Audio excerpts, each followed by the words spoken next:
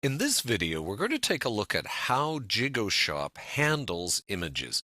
And this can be a little confusing, so let's go through this.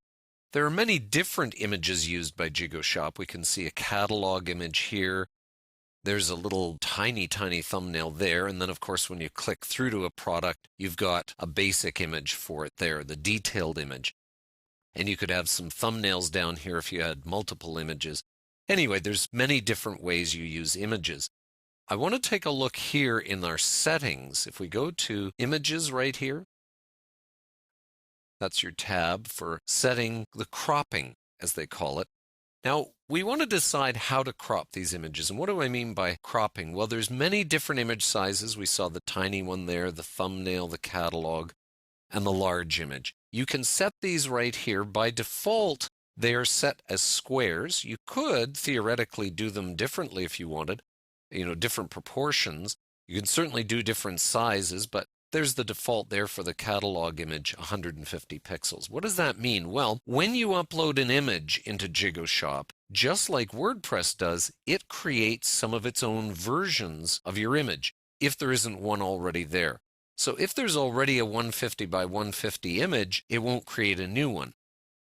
But, and we'll see here, I'm going to go over to my FTP for a moment. Here you can see there's our cobalt wide lip bowl, okay?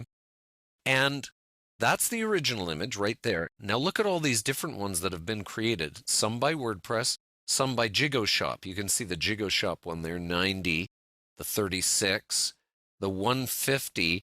Now the 150 by 150 was done by WordPress. This other one was created by GigoShop. Now, why did it create a separate one if it was already 150 by 150? Well, that's because of this other setting we've got here, which is the cropping.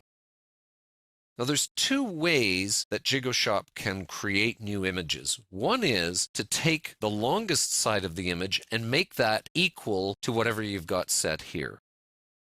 The other way to do it is to say, oh, you want it by 150 by 150, then I'll make it 150 by 150, and I'm going to crop it from the side, from the top, whatever I need, in order to make it fit that 150 by 150.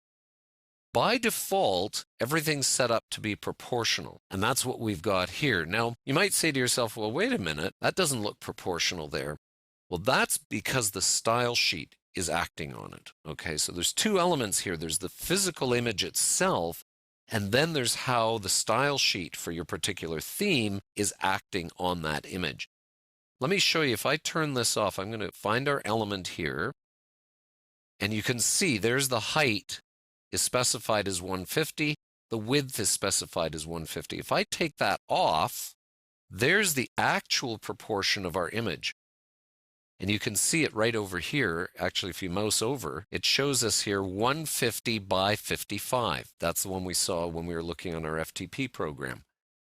Okay, so actually it's the style sheet that's making that distortion there. And I'll talk more about that when I get to theming for GigoShop and how to change things in your style sheet. Okay, but for now you need to understand how things are being created in the system itself. Now let's say, for example, I do a product, I've changed it under my settings here. Let's say I want all my catalog images.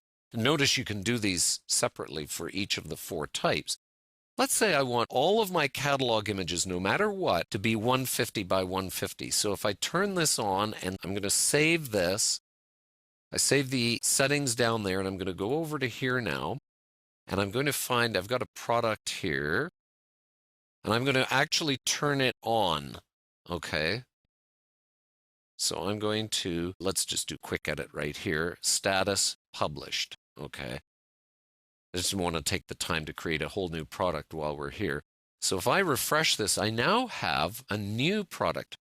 Now notice my yellow striped bowl, if I go in here, this is what it actually looks like, of course, with proper proportioning. But I told it in GigoShop, I said, crop it, make it 150 by 150. Now you might want that aesthetically for your site. You want every single item to be exactly proportional. That's something you're going to have to decide, and you want to decide it early on, because if you change this in the middle of your production, then all your older thumbnails are going to be the original size that you'd selected in your settings. And they warn you about that here. It says if you change any of these settings, it will affect the dimensions of future images, but your past ones, you're going to have to regenerate that, and there are plugins that will do that for you. And I'm going to be talking about another plugin in another video that also deals with generating new thumbnails. But for the moment, let's go back over to here and look at the difference here. Now let me take off, I'm going to take off that. Where are we over here? So I go to my images. I'm going to take off my height and width restrictions, okay? So now these images are exactly the proportion they are in the image that was created by Jigoshop. Notice this one didn't change because it was created as 150 by 150. This was created 150 by 55. So under different thumbnail constrictions. So again, you'd need to decide how you want your shop to look and start out with that right from the very beginning. And if you do change later, you're going to have to regenerate those thumbnails. Okay, so those are the settings there. I'm just going to get rid of this that you want to be concerned with. I'm just going to take that off because that's our default, is to not crop them exactly to these sizes. So think of it this way. These are the maximum sizes if it's proportional. And if you're cropping, these are the exact sizes of the width and the height. Okay?